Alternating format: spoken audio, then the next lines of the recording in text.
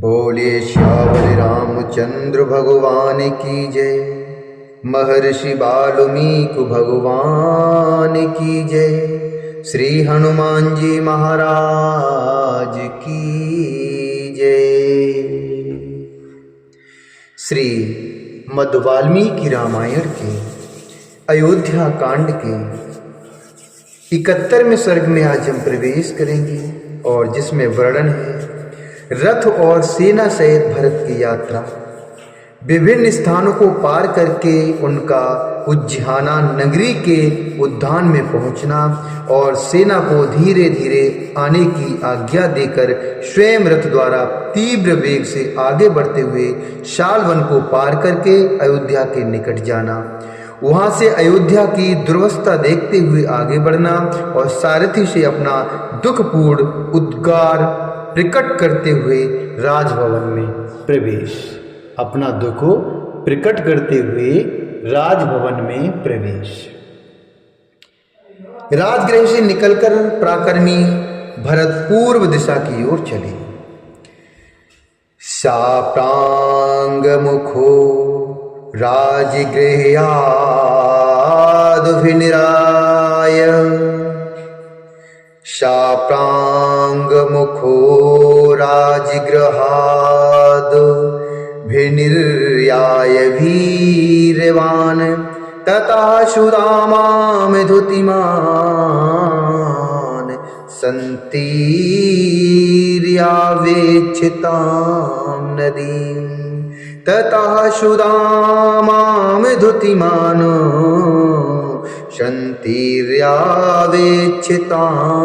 नदीं हृदानीं दूरपारां च प्रत्यक्तस्तोत्रसंस्तरङ्गणीं हृदानीं दूरपारां च प्रत्यक्तस्तोत्रस्तरङ्गणीं शतद्रुमतरथिमान नदीमिच्छाकुनन्दन शतद्रुमतरथिमान नदीमिच्छाकुनन्दन। राजगृह से निकलकर पराक्रमी भरत पूर्व दिशा की ओर चले। अयोध्या से जो 5 दूत चले थे वे सीधी राह से राजगृह में आए थे, अतः उनके मार्ग में जो जो स्थान पड़े थे वे भरत के मार्ग में नहीं पड़े थे। भरत के साथ रथ और चतुंग्री सेना थी, अतः उसके निर्वाह के अनुकूल मार्ग से चलकर वे अयोध्या पहुंचे थे। इसलिए इनके मार्ग में सर्वथा नए ग्रामों और स्थानों का उल्लेख मिलता है। राजगृह से निकलकर पराक्रमी भरत पूर्व दिशा की ओर चले। उन तेजस्वी राजकुमार ने मार्ग में सुदामा नदी का दर्शन करके उसे पार कर लिया। तत्पश्चात इक्ष्वाकुनंदन श्रीमान भरत ने, जिसका पाट दूर तक फैला हुआ था, उस हरद्यानी नदी को लांघकर पश्चिमाभिमुख बहने वाली शतद्रु नदी सतलज को पार किया। वहां से एलधान नामक गांव में जाकर वहां बहने वाली नदी को पार किया। तत्पश्चात वे अपर पर्वत नामक जनपद में गए।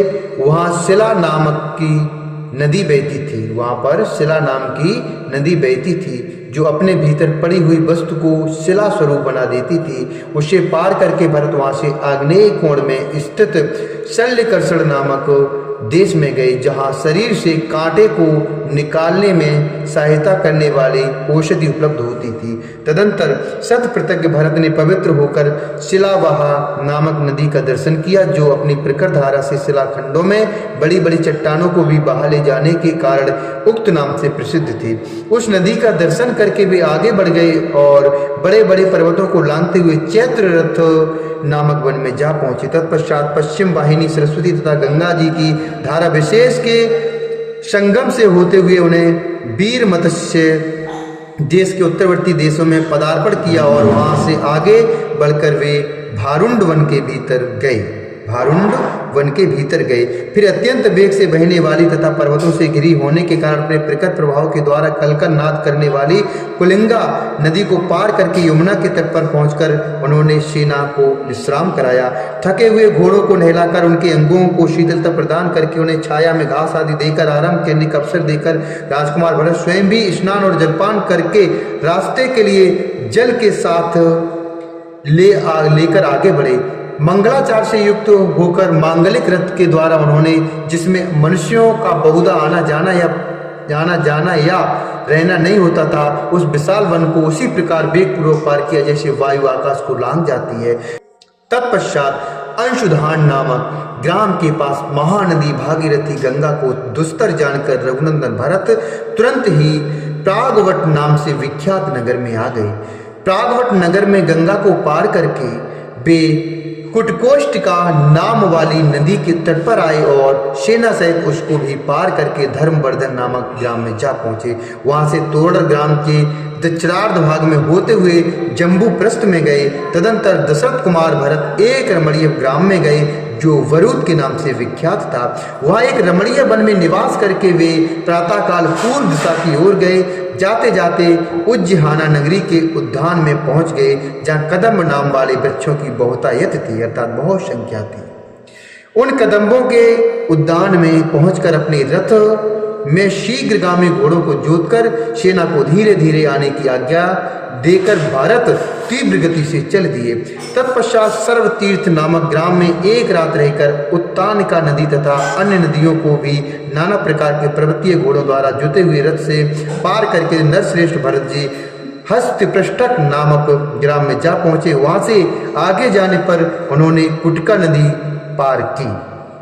फिर लोहित नामक ग्राम में पहुंचे और कपीवती नामक नदी को पार किया।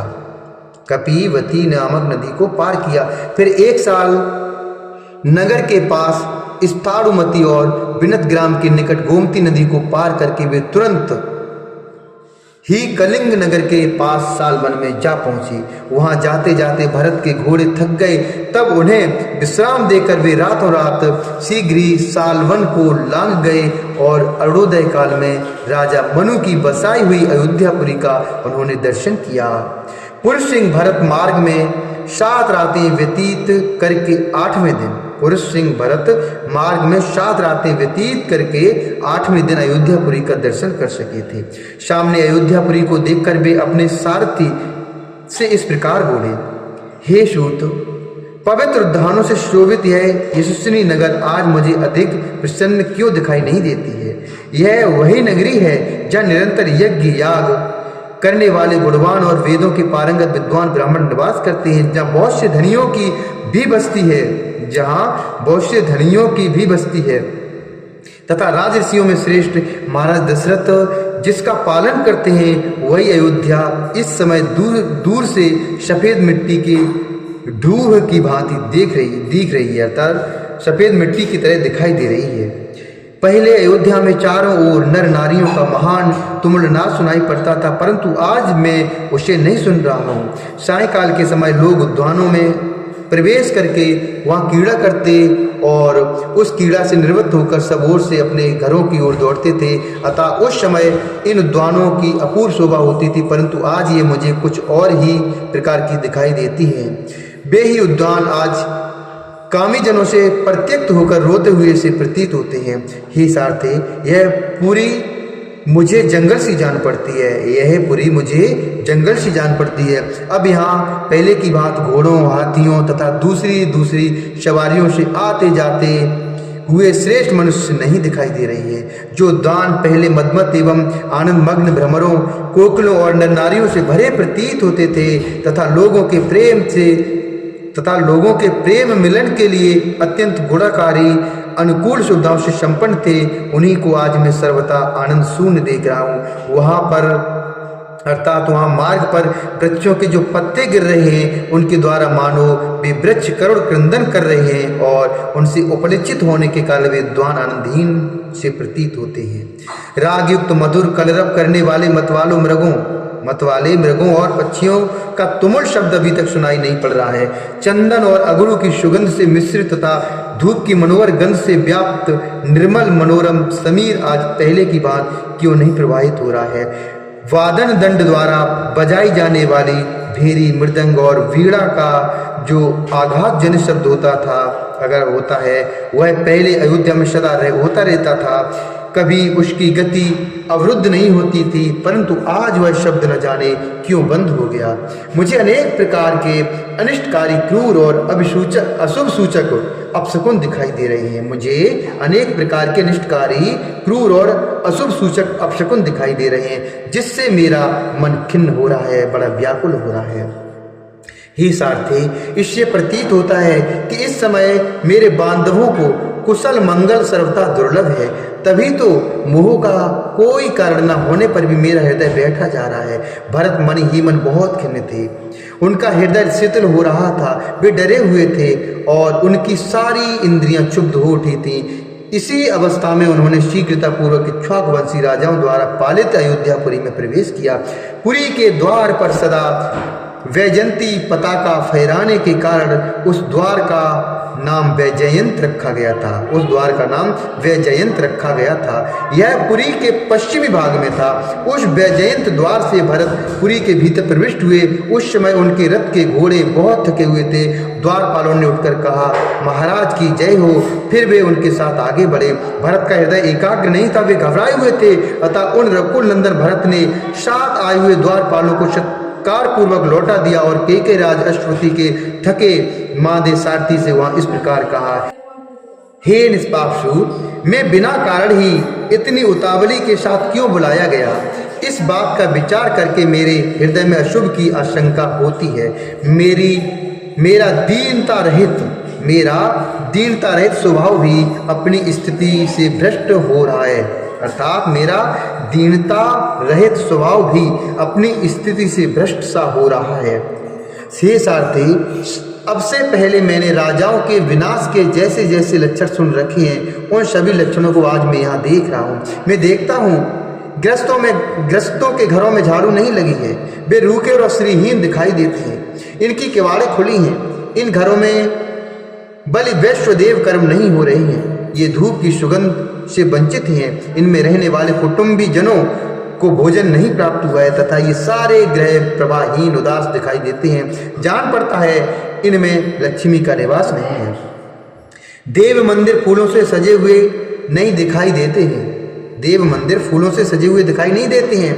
इनके आंगन झाड़े बुहारे नहीं लगते हैं। जो इनकी आंगन है वो साफ सुथरे नहीं है। ये मनुष्यों से शून्य हो रही है। अतएव इनकी पहले जैसी शोभा नहीं हो रही है।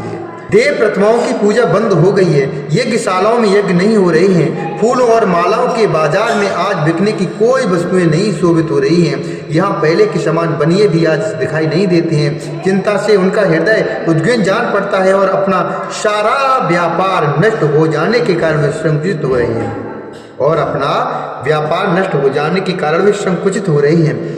देवालयों तथा चैत्य अर्थात देव वृक्षों पर जिनका निवास है वे पशु पक्षी दीन दिखाई दे रहे हैं। मैं देखता हूँ नगर के सभी स्त्री पुरुषों का मुख मलिन है। उनकी आंखों में आंसू भरे हैं। वे सब के सब दीन, चिंतित, दुर्बल और उत्कंठित हैं। सारथी से ऐसा कहकर अयोध्या में